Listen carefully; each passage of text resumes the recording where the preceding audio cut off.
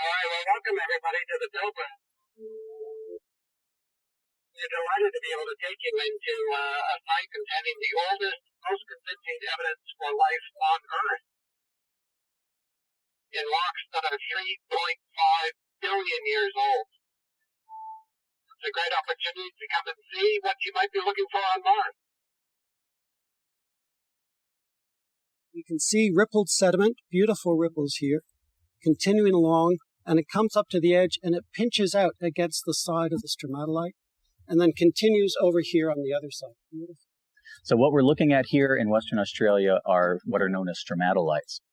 These are rock features that were precipitated or caused to precipitate by mats of microorganisms that were living at the time, again, 3.5 billion years ago. So a stromatolite is a physical feature. Usually it's either a dome or a cone-shaped feature. And these are formed when single-celled organisms living together in a colony either trap and bind sediment or precipitate sediment on them. And then these photosynthetic organisms grow up. And so you see these layers that repeat in that shape. Sometimes they branch, sometimes they grow, sometimes they shrink. But what it is evidence of a colony of life from the earliest evolution of life, the earliest fossils that we have.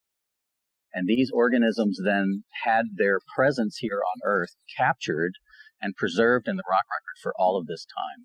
And so what we're looking for are these particular structures that these microorganisms made that are distinct from what geology normally does.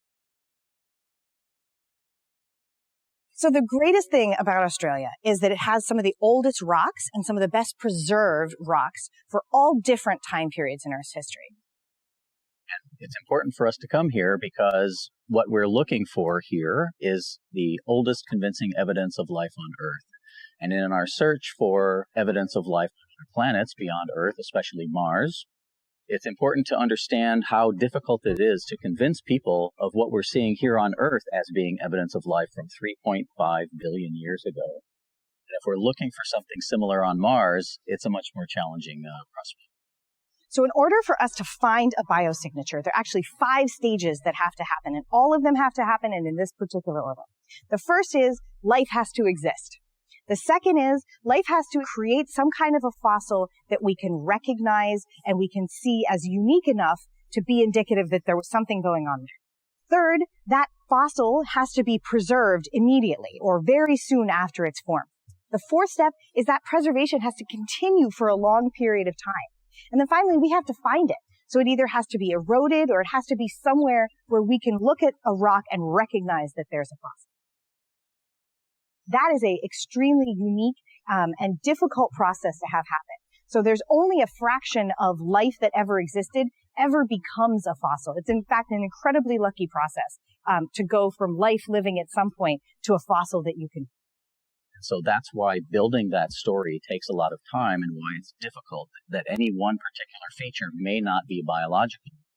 But when you combine all of these things together, that is what convinces people that what we're actually looking at is evidence of 3.5 billion-year-old life on Earth. So trying to do this here on Earth is difficult enough, and then trying to do it from 100 million miles away with rovers that have cameras and you have to send signals that take a really long time to go back and forth, even more challenging. Earth and Mars may have had similar pasts, and the more we learn about Earth's past, the more we may be able to apply it. Now that we're collecting samples at Mars, wouldn't it be unbelievable if we were able to find something that indicated similar things that we're finding here on Earth that indicate, hey, there may have been life in the distant past on Mars?